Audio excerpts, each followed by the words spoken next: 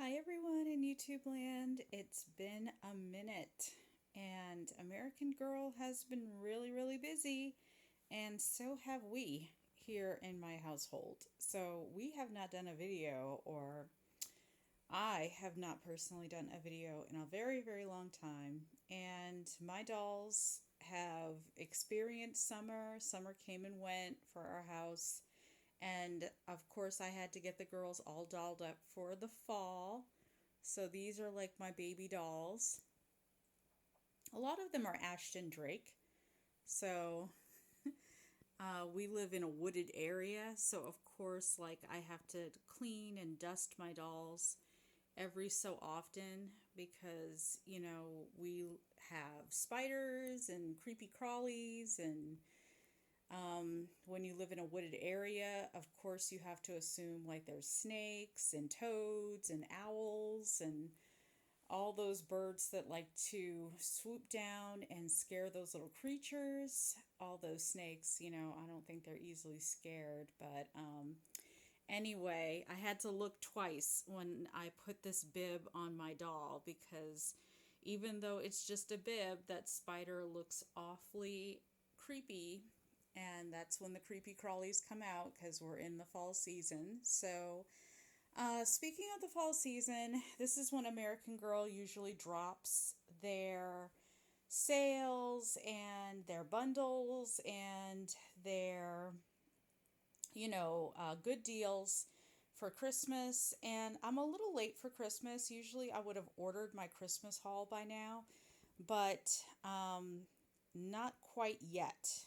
So, but I did take advantage of the sale with the dolls. I think there was like a really good 40% off sale. So I ended up getting this little darling right here. I really wanted to wait until she went on sale because I really thought she was extremely pricey. But now I see that the regular my AG dolls, or Truly Me dolls, gosh, my AG, that we haven't seen that for a minute, right? Those dolls are like $134. So I got a couple of other things along with it. Like this was on sale.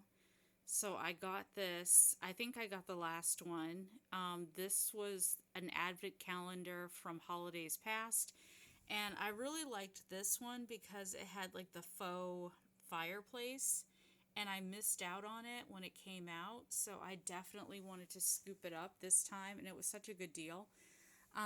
But then I also went into storage and I found my Julie fireplace. So I wanted to show you guys a little bit of the differences. Like I have never opened this one.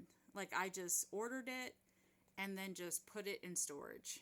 And so that's how we collectors get in trouble. We forget that we buy things and then we have things that we've never opened, and usually it's someone else who lucks out because we, unlike dolls, we have what, we don't have endless life. Dolls, they can last forever, but people can't. So a lot of times, like, when it comes to estate sales and people basically donating things and giving things away and passing things down to their loved ones. These are usually the heirlooms. Maybe they're not like silver and gold or jewelry, but these are things that are valuable to doll collectors over the years, especially when they're unopened and, in new condition. So for me, I want to try to take advantage of it while I'm here on this beautiful, beautiful earth. While I have it, because I just looked at it after I took it out of storage and I was like, oh my gosh, I wanted this so bad. And I remember, reading on the website all the details, and just everything about it screams 1970s to me, including the artwork. And the reason I brought up the artwork was because I assumed that the illustrated fire in in the fireplace was the same as Julie's, and it's not. So this year's advent calendar, I'm not too impressed with the artwork. I think it looks really cheap and cheapened. I think it cheapens American Girl's quality because if you look at items of the past over the years, you can see how much detail and how much time they put into the artwork, even if it's just for an advent calendar, even if it's just something that someone wouldn't really think twice about. Like, I can't imagine how many people probably threw this box away, not knowing that there was like a fireplace included, or a faux fireplace, not a real one. So yeah, like, and you guys probably even noticed that I got the table and chairs from the community center, from the American Girl. Oh, what is it called? They called it something special. It was like a special line. So I have to go back into that. It had like Yvette, and um, it had like her collection. And so then I got this outfit just because of the sale, and then I threw in a pair of shoes because I feel like you can never have too many doll shoes, right? Even if it's just like sneakers, you can see Samantha's trunk over there. You can see some of the nicks on this. This is a recycled toy box from my son's room, just because I used to store a lot of his toys in there. So now I keep like blankets and whatnot in there, and then my dolls are on top. But yeah, I can't wait to show you guys a review of the new doll. Okay, so here she is. She is looking all kinds of beautiful. I'm just going to open her up and show you guys what I love best about her. Okay, so here's how she looks in the box. You can see all the goodies are down here.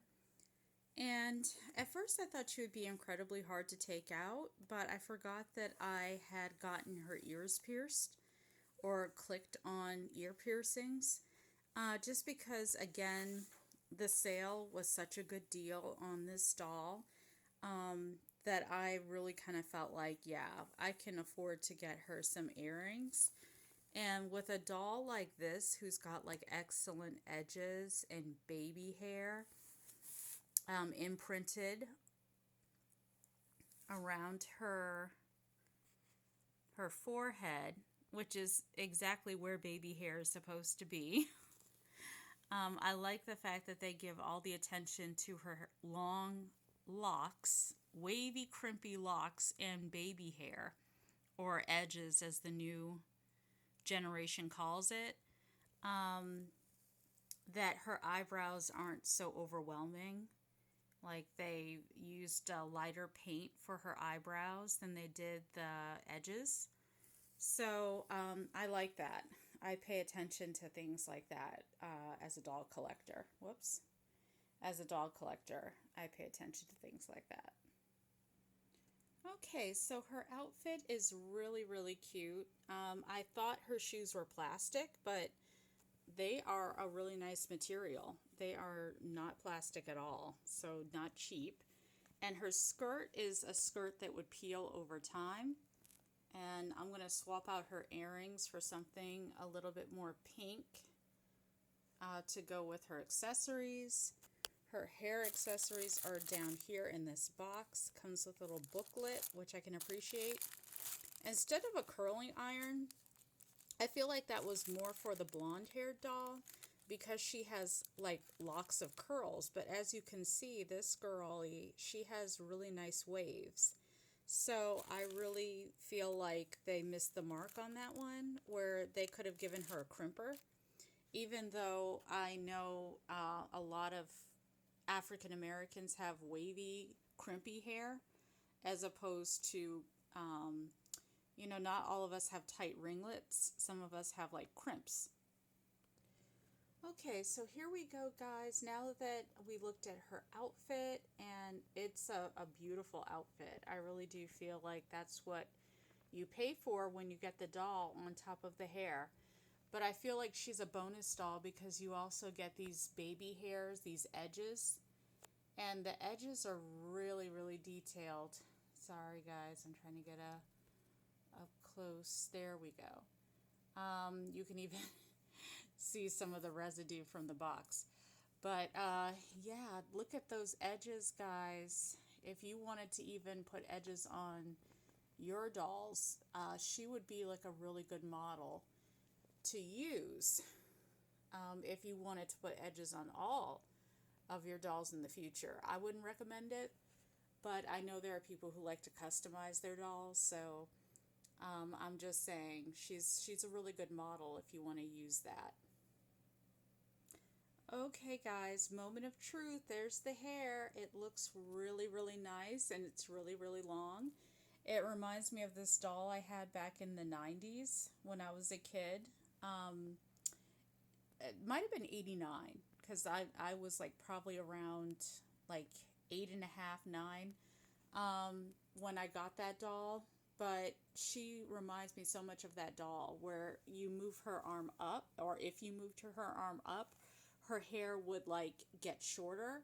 And then if you moved her arm down, or there was some kind of device in her where if you moved a what do you call it, like a lever or something, some kind of gadget, the hair would go either up or it would go down, and it would grow just as long as it is right here, like on this doll.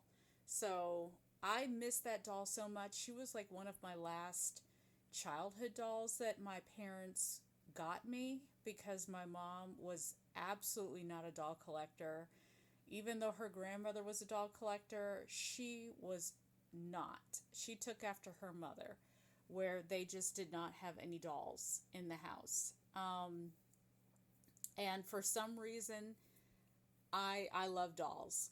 So I guess it skips a generation. I'm not sure, but when I left this doll home, when I left for college, I left her in pristine condition, and when I came back, she was just my parents did some renovations on the house and she was covered like in dust and demo and all kinds of stuff because they used my bedroom closet as like demo storage, like for anything that they felt that they wanted to store during the remodeling of the house. So she was just ruined. Her outfit was ruined. Her hair was all caked in just whatever the demo is when they, use plaster and all that stuff. Like, my mom was supposed to watch my doll collection when I was in college, and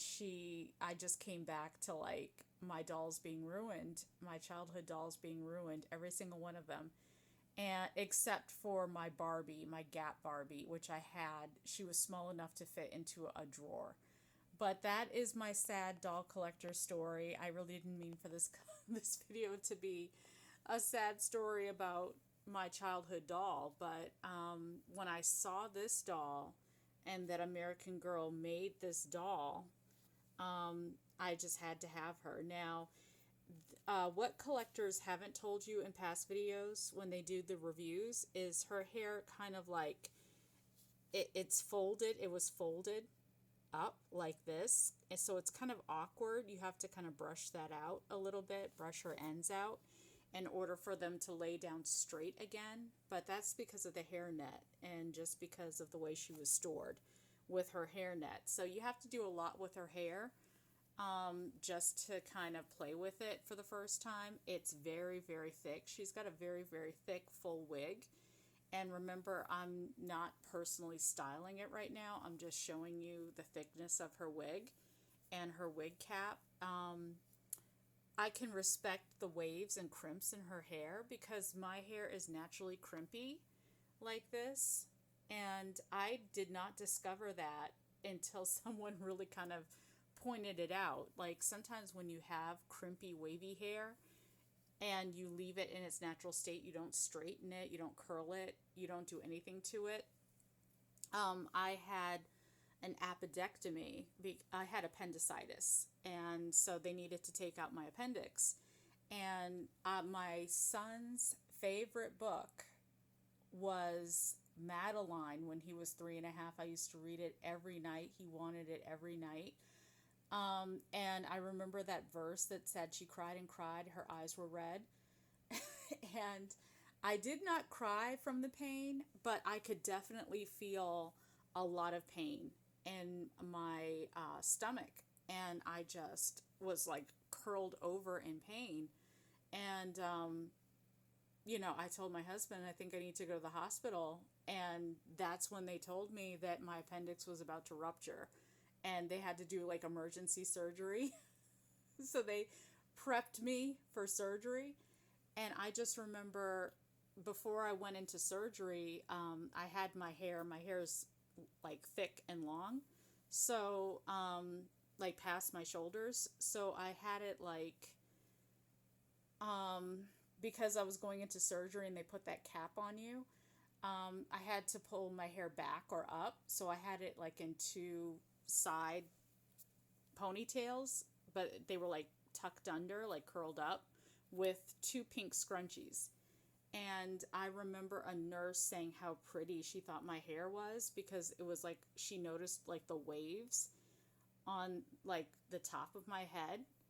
And I forgot that I hadn't like straightened my hair or curled it or done anything to it. It was just like natural and wavy, and I just let it like I had no time to really do it up or anything, just because I was in so much pain.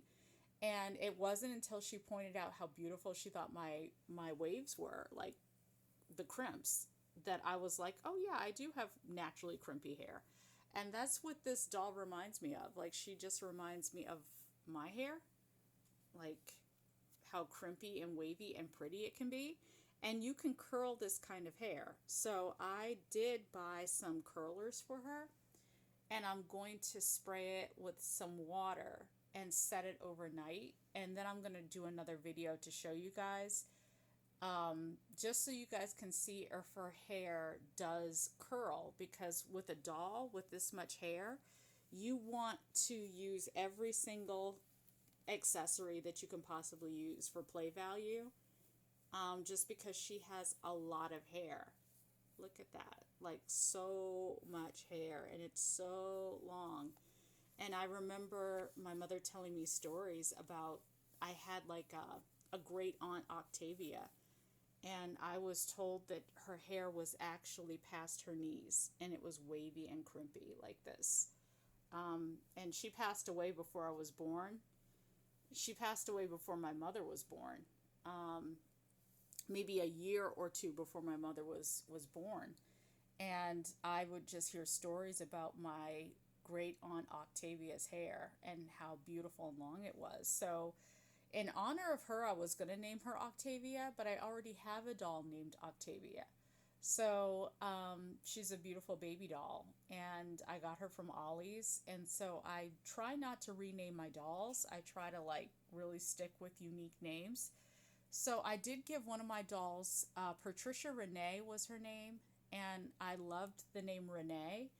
And it's a French name, so I just kind of felt like, I'm not really sure if I want to use that or not. It's a really great middle name, but I've never used it as a first name. So I think I'm going to really try it for this doll, just because she's got so much going on, where I think she could get away with the name Renee. So I'm going to name her Renee Antoinette, or Antoinette, after Marie Antoinette, just because this doll feels very, very French to me. I don't know why. She just screams French. And I do plan on getting her white counterpart of the doll with the blonde hair, who's Caucasian, just because I love the concept of her curly hair, and it's blonde, and I just love her accessories that go with that particular doll. I don't really care much for dolls with straight hair, but I think she's pretty cool. So that's it, guys.